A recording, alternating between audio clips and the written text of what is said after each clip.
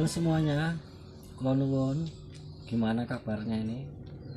Semoga sehat selalu ya dan selalu berada di dalam lindungannya. Amin. Pada kesempatan ini saya buat video sengaja untuk menjawab semua pertanyaan yang ada di video yang ini. Nah, yang ini ya. Tentang mencairkan atau melumerkan lem Dexton ini, yang ini. Padahal disitu sudah saya jawab semua secara detail, tapi mungkin kurang puas ya dengan jawaban itu, sehingga beberapa dari teman ada yang minta dibuatkan tutorialnya. Nah, video ini saya menjawab dan mengabulkan permintaannya.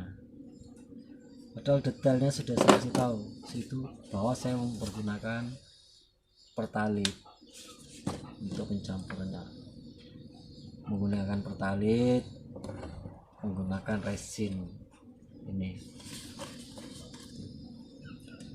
dan resin ini sudah saya campur. Ini resin bening ya sebetulnya, tapi saya campur dengan katalis gitu. Tapi nggak banyak, sedikit katalisnya supaya jangan keras gitu. Karena kalau tidak dikasih katalis dengan resin, lem ini pada dasarnya tidak tahan panas. Ini untuk sepul speaker nggak tahan panas pada dasarnya, maka harus kita perlakukan sedemikian rupa supaya kita bisa mencapai apa sesuai dengan yang kita inginkan, baik itu kekuatannya dan lain-lain lah itu ya. Nggak usah berlama-lama, langsung aja yuk kita ke TKP, kita mainkan.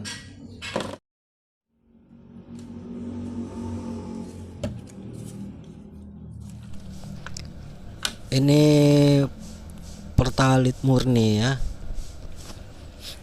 belum dicampur apa-apa, masih murni. Ini resin yang sudah saya campur dengan katalis, tapi sedikit katalis supaya tidak mengeras gitu. Dan aduk jangan banyak-banyak. Dan ini lemnya, dan ini untuk pengaduknya. Lemnya ini mau yang 5 menit atau yang 30 menit sama ya.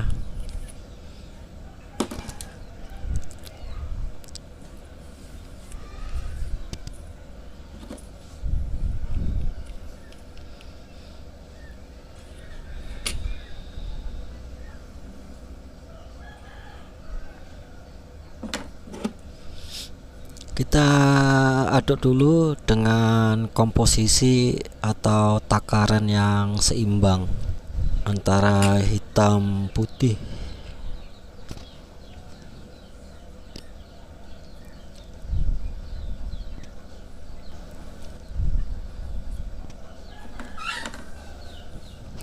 Lalu kita aduk hingga merata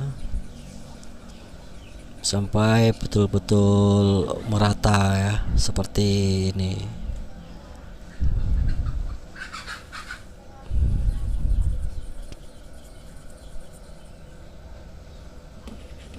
Nah, kalau sudah betul-betul rata, kita tuangkan sedikit ini pertalitnya.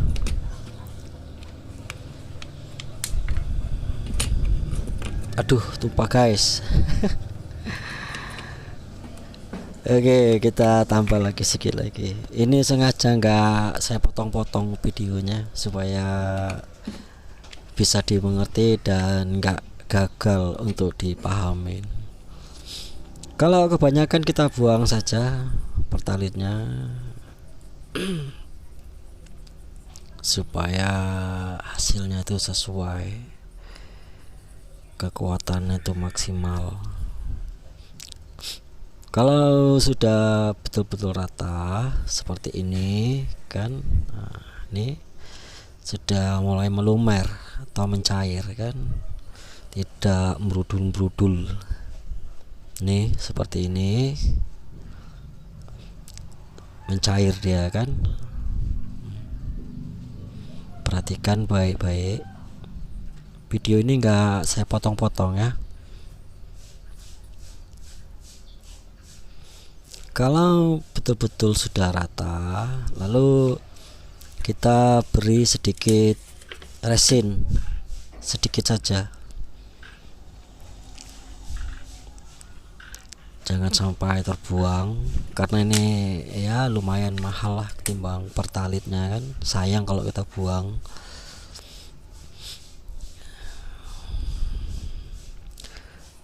Kita aduk hingga rata. Resin dan katalis ini dia berfungsi sebagai penguat supaya setelah kita aplikasikan ke spool dia betul-betul kokoh, erat pegangannya dan anti brudul. Tidak akan brudul guys, saya sudah fanatik dengan lem ini seperti ini. Komposisinya kita perhatikan ya, kalau betul-betul sudah pas, nah ini sudah siap saji ya, siap saji sampai netes dia. Baik kekentalannya dan cairnya itu udah sama. Nah lihat sendiri kan, gampang untuk mengaplikasikannya dan hasilnya itu sangat rapi sekali, sangat rapi sekali, tidak ada brudul-brudulnya dan kuat sekali lem ini. Tuh lihat seperti itu. Saya tidak di endorse ya sama lem ini betul-betul murni untuk berbagi pengalaman saja, untuk mengukur kadar kecukupannya ya antara lem resin. Saya menggunakan metode seperti ini. Kalau netesnya itu lambat, nah itu sudah sip dia. Ini saya pakai standar pengalaman ya, tapi ini tidak saya aplikasikan ke spool karena sudah ada videonya. Kalau kepingin tahu cara mengaplikasikannya, kalian bisa lihat di video sebelumnya gitu. Nah kalau untuk dipergunakan peralatan rumah tangga, tidak perlu dikasih resin ya, cukup dengan pertalit saja, situ sudah cukup kuat gitu. Dan hasilnya itu rapi. Ini untuk mencapai kerapiannya, tidak merudul-merudul dia gitu ya. Tapi kalau untuk ini spool ya, dia harus dikasih resin supaya betul-betul kuat, kokoh dan tidak brudul. Begitu ya jawabannya, sudah saya uraikan secara detail. Mudah-mudahan bisa dipahami dan dimengerti. Kalau masih ada pertanyaan silahkan tinggalkan di kolom komentar. Mudah-mudahan video ini bermanfaat buat kita semua. Selalu jaga kesehatan dan selalu jalin tali silaturahmi. Terima kasih.